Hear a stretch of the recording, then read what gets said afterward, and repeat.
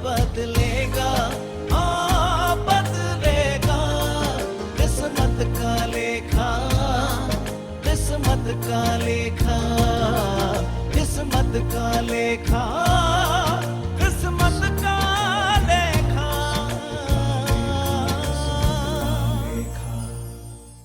चलिए कार्यक्रम की शुरुआत करते हैं और हमेशा की तरह स्वागत करेंगे the life designer Kunal Kumar ji का।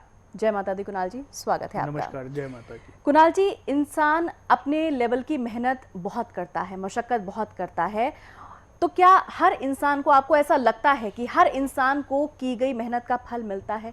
कर्म हर व्यक्ति करता है, लेकिन आपको क्या लगता है कि हर इंसान को उसके कर्मों का सही फल मिलता है?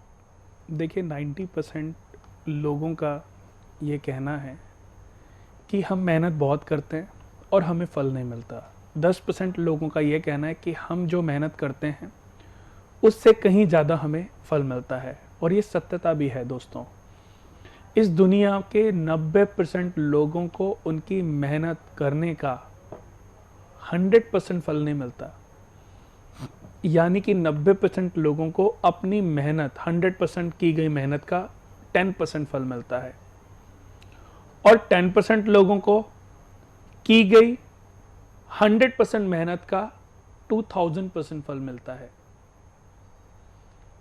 इसकी वजह अगर हम ढूंढने निकलें तो शायद हमें ना मिले। किसी से पूछें तो भी हमें शायद कई बार उसका सही आंसर ना मिले। लेकिन सच्चाई तो कहीं ना कहीं छुपी हुई है। उस सच्चाई से हम अभी कोसों दूर हैं। दोस्तों, जब हम किसी की जन्म कुंडली बनाते हैं तो सबसे पहले यही देखते हैं कि इसके जन्म के पीछे ईश्वरीय उद्देश्य क्या रहा है, इसका मनुष्य के रूप में जन्म क्यों हुआ है, जिस घर में ये जन्मा है, आज जो परिस्थितियां इसके साथ हैं, जो परिस्थितियां इसको अपने साथ जकड़े हुए हैं, उनकी वजहें क्या हैं। जब इन बातों को हम ढूंढने की कोशिश करते हैं कुंडली के अंदर, तो पता चलता है कि यह व्यक्ति पूर्व जन्म में कुछ ऐसे पाप कर्म करके आया है जिसका प्रायश्चित करना ही इसका एकमात्र उद्देश्य होना चाहिए। इसने पूर्व जन्म में बड़े पाप कर्म किए हैं और इस जन्म में सिर्फ ये कष्ट भोगने के लिए जन्म हुआ है।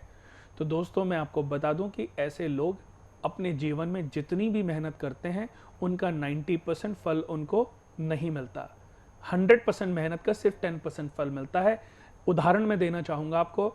जैसे आप कोई 10 लाख रुपए की गाड़ी खरीदते हो, आपने डाउन पेमेंट दी 1 लाख रुपए और 9 लाख रुपए का आपने लोन करा दिया।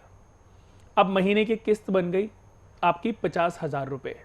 तो दोस्तों, मैं आपको बता दूं कि हर महीने जो 50,000 रुपए की किस्त आपकी बनी है, उसमें 90% पैसा तो आपके ब्याज को भरने में खत्म हो जाता है, और आपका जो प्रिंसिपल अमाउंट है, जो आपका एक्चुअल अमाउंट है, उसमें से सिर्फ 10% पैसा ही माइनस हो रहा है।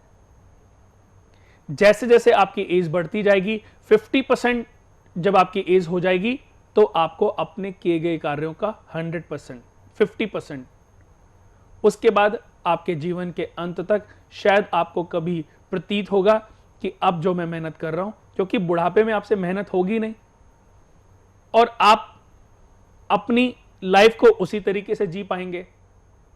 आप किसी कंपनी में जॉब करते हैं तो आपके जो कर्मचारी, वर्कर, जो दोस्त हैं, जो नए वर्कर हैं, वो आपको हेल्प करेंगे। कोई नहीं अंकल, आप बैठे रहिए, मैं ये उठा के रख देता हूं, मैं आपका ये काम कर देता हूं। लेकिन आपको सैलरी पूरी मिलेगी, और प्रमोशन करते करते सैलरी भी थोड़ी सी हो सकता है आपकी बढ़ गई हो।